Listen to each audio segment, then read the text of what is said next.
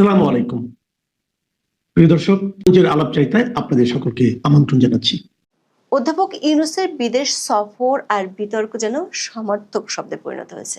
নতুন নতুন বিতর্কের জন্ম না দিলে নোবেল বিজয়ীর বিদেশ সফরের যেন ষোলকলা পূর্ণই হতে চায় না।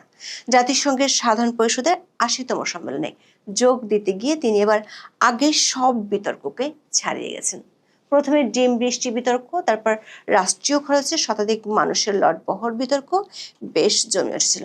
সবশেষ বিতর্ক দেখা দিয়েছে মার্কিন প্রেসিডেন্ট ট্রাম্প ও তার স্ত্রী মেলানিয়া ট্রাম্পের সাথে অধ্যাপক ইউনূস ও তার ছোট মেয়ে দিনা ইউনূসের ছবিকে ঘিরে।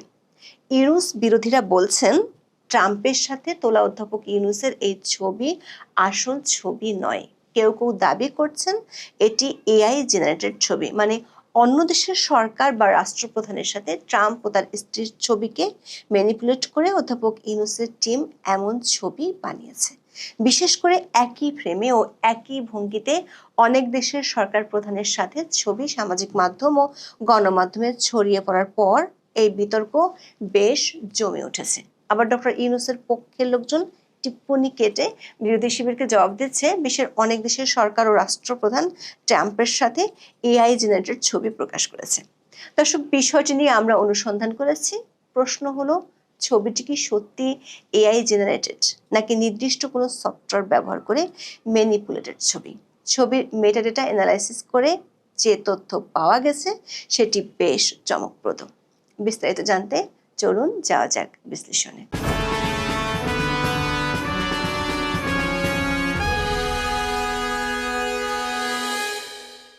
নিজের পছন্দের ৬ রাজনৈতিক সহ ১০৪ জনের টিম নিয়ে ২২শে সেপ্টেম্বর নিউ ইয়র্কে পৌঁছান অধ্যাপক ইউনূস। জন এফ কেনেডি বিমানবন্দরে কিংস পার্টি এনসিপির নেতা আক্তার হোসেনের উপর ডিম বৃষ্টি হামলা থেকে বিতর্ক শুরু হয়। এরপর ১০৪ সদস্যের বিশাল লটবহর নিয়ে যাওয়া নিয়ে ওঠে প্রশ্ন। এই প্রশ্ন ওঠার যৌক্তিক কারণ হলো, জাতিসংঘের অধিবেশনে কোনো দেশের পক্ষে সর্বোচ্চ ৭ জন অংশ নিতে পারে। জাতিসংঘের সাধারণ অধিবেশনে ডেলিগেটদের উপস্থিতি প্রসঙ্গে সংস্থাটির ওয়েবসাইটে উল্লেখ আছে, প্রতিটি প্রতিনিধি দলের ৬টি আসন রয়েছে, পূর্ণ প্রতিনিধিদের জন্য ৩টি টেবিল এবং তাদের বিকল্পদের জন্য ঠিক তাদের পেছনেই রয়েছে আরও 3টি টেবিল। আরেকজন থাকেন প্রধান প্রতিনিধি, তিনি সাধারণত রাষ্ট্রপ্রধান বা সরকার প্রধান হয়ে থাকেন। ২৬শে সেপ্টেম্বর অধ্যাপক ইউনূস যখন ভাষণ দিচ্ছিলেন তখন দেখা গেছে অধ্যাপক ইউনূস ছাড়া বাকিরা হলেন ৩ মিত্র দলের ৬ রাজনীতিক। ফলে প্রথমবারের মতো দেশের ইতিহাসে দেশের সরকার প্রধান বক্তব্য দেওয়ার সময় পররাষ্ট্র মন্ত্রণালয়ের কেউই প্রতিনিধি টেবিলে জায়গা পাননি। তবে এসব বিতর্ককে ছাড়িয়ে ২৭শে সেপ্টেম্বর নতুন বিতর্ক দেখা দিয়েছে। সেটি হলো যুক্তরাষ্ট্রের প্রেসিডেন্টের সাথে অধ্যাপক ইউনূসের ছবি বিতর্ক। জাতিসংঘের এবারের সম্মেলনে ১৯৩টি দেশের সরকার প্রধান ও প্রতিনিধি অংশ নিয়েছেন। তাদের সম্মানে যুক্তরাষ্ট্রের প্রেসিডেন্ট ডোনাল্ড ট্রাম্প একটি নৈশভোজের আয়োজন করেন। শ্রীলঙ্কার প্রেসিডেন্ট অনুরাগ কুমারা দেশনায়কের একটি টুইট থেকে আমরা জানতে পেরেছি, গত ২৩শে সেপ্টেম্বর নিউ ইয়র্কের মেডিসন অ্যাভিনিউর লোট্টে নিউ ইয়র্ক প্যালেস হোটেলে প্রেসিডেন্ট ডোনাল্ড ট্রাম্প ও ফার্স্ট লেডি মেলানিয়া ট্রাম্প এই নৈশভোজের আয়োজন করেন। ইংরেজি সংবাদ মাধ্যম দ্য চুসান ডেইলির দেওয়া তথ্য থেকে জানা গেছে, ট্রাম্পের এই নৈশভোজে ১৪৫ জন বিদেশি নেতা অংশ নেন। তার মধ্যে অস্ট্রেলিয়ার প্রধানমন্ত্রী অ্যান্থনি আলবেনিস, জাপানের প্রধানমন্ত্রী ইশিবার সেইগেরু, স্পেনের রাজা ষষ্ঠ ফিলিপ, তুরস্কের প্রেসিডেন্ট এরদোগান, সিরিয়ার প্রেসিডেন্ট আহমেদ আল সারা উপস্থিত ছিলেন। ট্রাম্প নৈশভোজে পৌঁছান সন্ধ্যা ৭টা ২১ আর চলে যান ৮টা ৪৯। ২৪শে সেপ্টেম্বর অধ্যাপক ইউনূসের দপ্তরে ফেসবুক পেজে জানানো হয়, ডক্টর ইউনূস ট্রাম্পের আমন্ত্রণে সেই নৈশভোজে অংশ নিয়েছিলেন। সাক্ষাতের সুবিধাজনক সময় ট্রাম্পকে বাংলাদেশ সফরের জন্য অনুরোধ করেছেন অধ্যাপক ইউনূস, এমনটাই বিবৃতিতে দাবি করা হয়।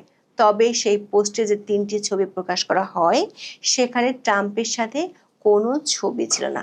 তখন ইউনূসের বিরোধী শিবির দাবি তুলে ট্রাম্পের দেখাই পাননি ডক্টর ইউনূস।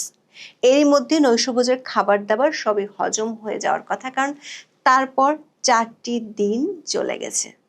4 দিন পর ২৭শে সেপ্টেম্বর ভোরে অধ্যাপক ইউনূসের দপ্তরের ফেসবুক পেজে একটি ছবি পোস্ট করা হয়।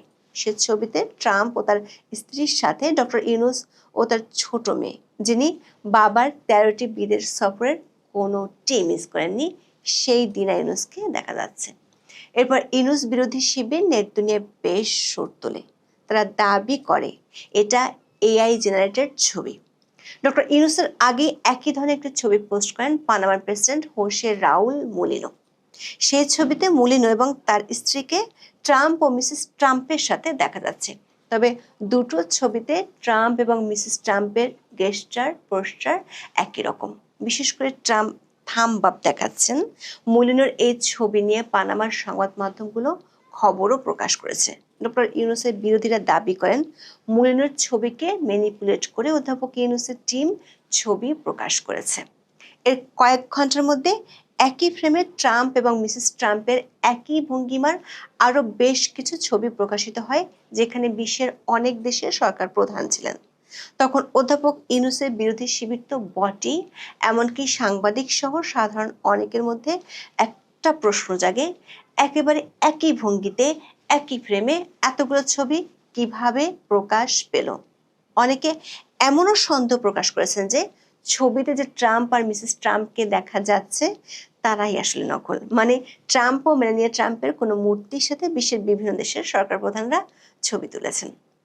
অনেকে আবার দাবি করেন হয়তো দু একজন ছবি তুলেছেন, তাদের সেই ছবিগুলো ম্যানিপুলেট করে নিজেদের জন্য ছবি বানিয়ে প্রকাশ করেছেন।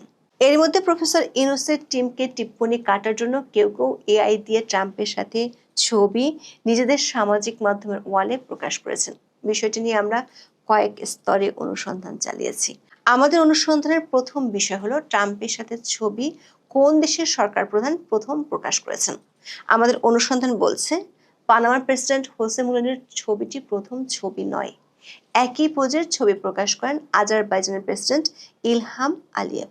দেশের ফার্স্ট লেডি মেহরিবান আলিয়েভও ওই ছবিতে ছিলেন। 24শে সেপ্টেম্বর আজারবাইজানের প্রেসিডেন্ট নিজের ওয়েবসাইটে ছবিটি প্রকাশ করার পাশাপাশি প্রেসিডেন্ট ট্রাম্প ও তার স্ত্রীর সাথে কি কি কথা হয়েছে সেটিও তুলে ধরেন। দর্শক খেয়াল করে দেখুন, অধ্যাপক ইউনূসের ছবিটি এবং আজারবাইজানের প্রেসিডেন্টের ছবি, দুটো ছবিতেই ট্রাম্প এবং মেলানিয়ার পোজ ছিল একই রকম।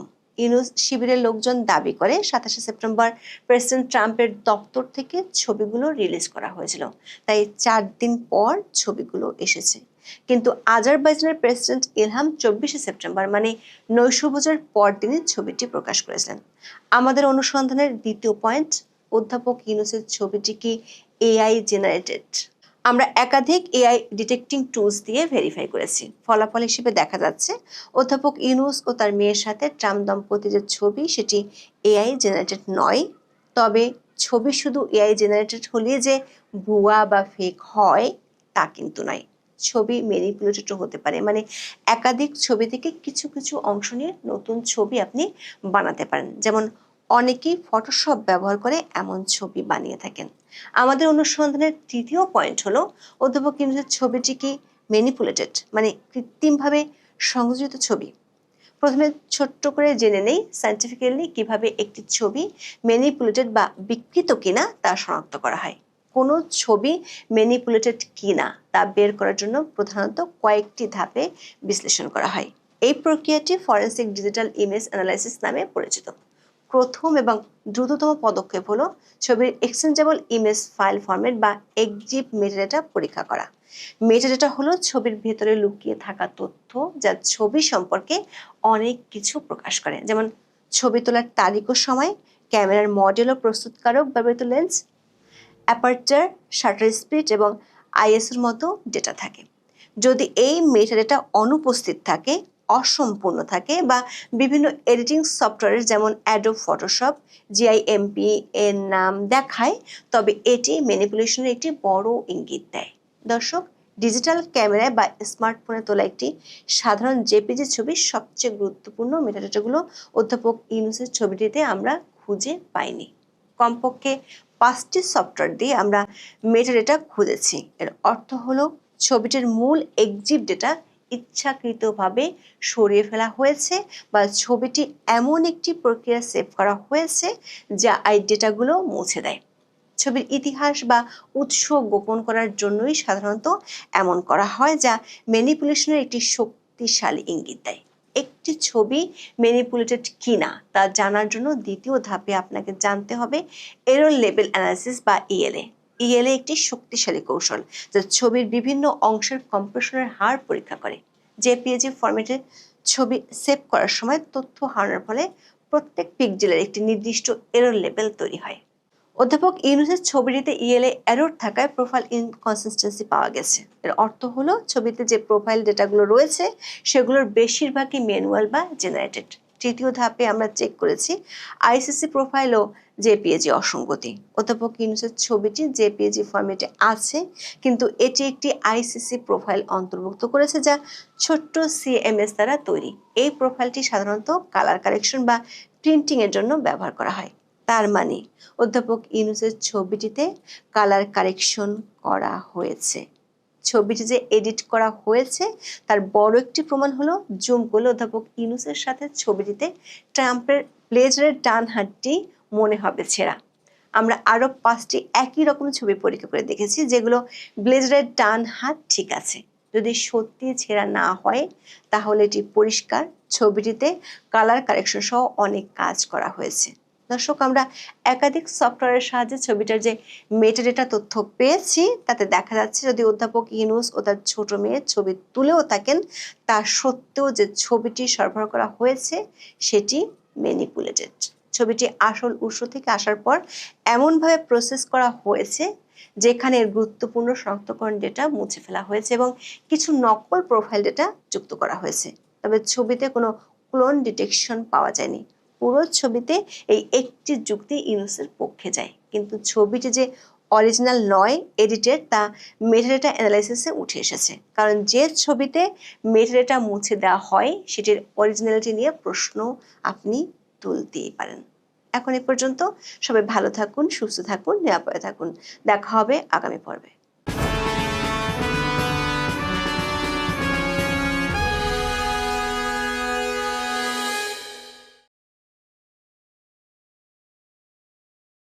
সামনে এই মুহূর্তে কথা বলবো। আজকে কালের কণ্ঠের শিরোনাম থেকে আমি বলছি যে কালের কণ্ঠ বিকেলবেলা একটা সংবাদের শিরোনাম করেছে, সেটি হচ্ছে যে ভারতের বিরুদ্ধে 50 লাখ যুবক যুদ্ধ করবে, আব্দুল্লাহ মোহাম্মদ তাহের এ কথা বলেছেন। আব্দুল্লাহ মোহাম্মদ তাহেরকে আব্দুল্লাহ মোহাম্মদ তাহের হচ্ছেন বাংলাদেশ জামাতে ইসলামীর নায়েবে আমির। তিনি এই মুহূর্তে মার্কিন যুক্তরাষ্ট্রের নিউ ইয়র্ক সফররত। আপনারা জানেন যে অন্তর্বর্তীকালীন সরকারের প্রধান উপদেষ্টা ডক্টর মোহাম্মদ ইউনুস 104 জন সফরসঙ্গী নিয়ে জাতিসংঘের সাধারণ পরিষদ অধিবেশনে ভাষণ দেবার জন্য তিনি এই মুহূর্তে নিউ ইয়র্ক সফররত আছেন এবং তারই সফর সঙ্গী হচ্ছেন আব্দুল্লাহ মোহাম্মদ তাহের। তিনি আজ নিউ ইয়র্ক এক অনুষ্ঠানে এমন মন্তব্য করেছেন। খবরে বলা হচ্ছে দেশের স্বাধীনতা ও সার্বভৌমত্বের প্রশ্নে কোনো আপোষ হবে না বলে জানিয়েছেন জামাতে ইসলামের নায়েবে আমির ডক্টর আব্দুল্লাহ মোহাম্মদ তাহের। এ সময় ভারতের সঙ্গে যুদ্ধের প্রসঙ্গ তুলে তিনি দাবি করেন আমাদের কমপক্ষে 50 লাখ যুবক ভারতের বিরুদ্ধে স্বাধীনতার যুদ্ধ করবে। শনিবার 27 সেপ্টেম্বর আজকেই যুক্তরাষ্ট্রের নিউ ইয়র্কে বাংলাদেশ আমেরিকান অ্যাসোসিয়েশনের উদ্যোগে আয়োজিত সংবর্ধনা অনুষ্ঠানে তিনি এসব কথা বলেন। খেয়াল করবেন যে জামাতে ইসলামী বাংলাদেশের কিন্তু কোনো প্রবাসী শাখা নেই, যেমন বিএনপির আছে, আওয়ামী লীগের আছে। জামাতে ইসলামী অনেক কৌশলের রাজনীতি করে, কৌশলের জায়গা থেকে তারা সামাজিক, সাংস্কৃতিক বা এই ধরনের সংগঠনের আড়ালে তারা তাদের কার্যক্রম চালায়। এই কোবা হয়তো তেমনই একটি অর্গানাইজেশন, সেই অর্গানাইজেশন থেকে জামাতের নায়েবে আমিরকে সংবর্ধনা দেওয়া হয়েছে। সেই অনুষ্ঠানে তিনি কথা বলেন। ডক্টর তাহের বলেন, অনেকে বলে জামাত ক্ষমতা এলে ভারতের হামলার আশঙ্কা রয়েছে। আমি বলেছি দোয়া করতেছি এরা যেন ঢুকে পড়ে। ভারত ঢুকলেই আমাদের সেই বদনাম যাবে যা 1971 সালে চাপানো হয়েছিল।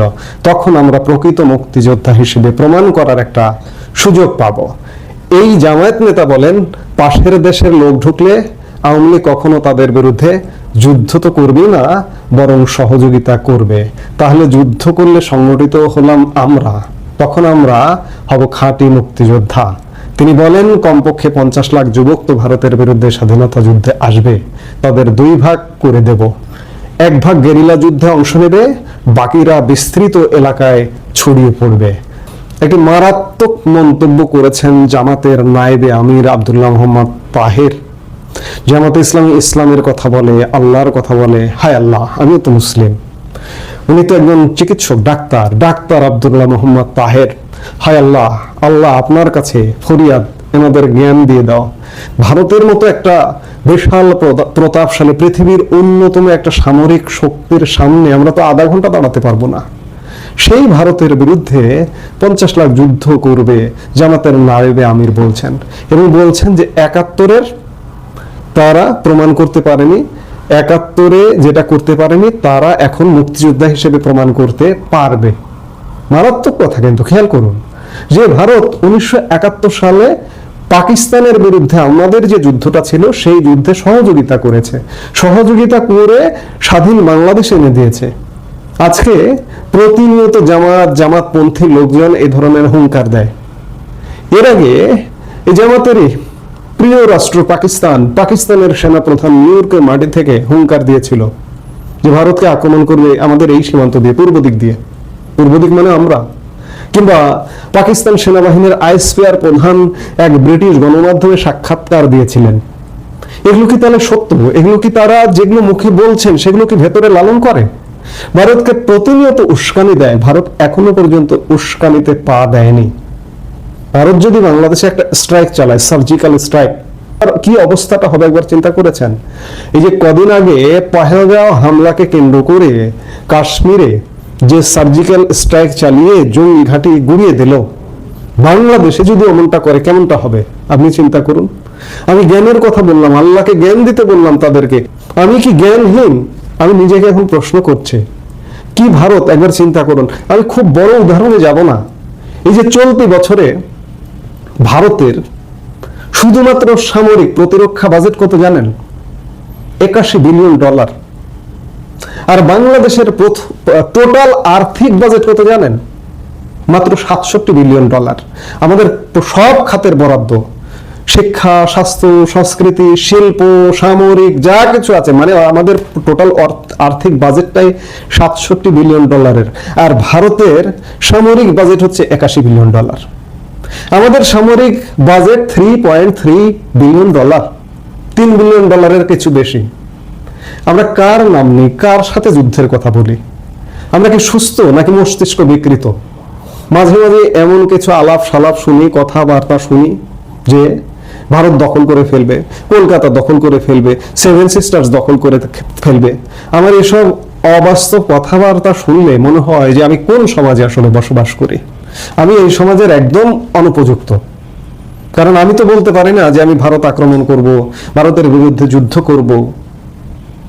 আর আরেকটি জিনিস ভাবুন যে ভারত সবচেয়ে নিকট প্রতিবেশী দেশ। ভারতের সাথে কেন যুদ্ধ করবেন? ভারতের বেশিরভাগ জনগণ হিন্দু, তাই।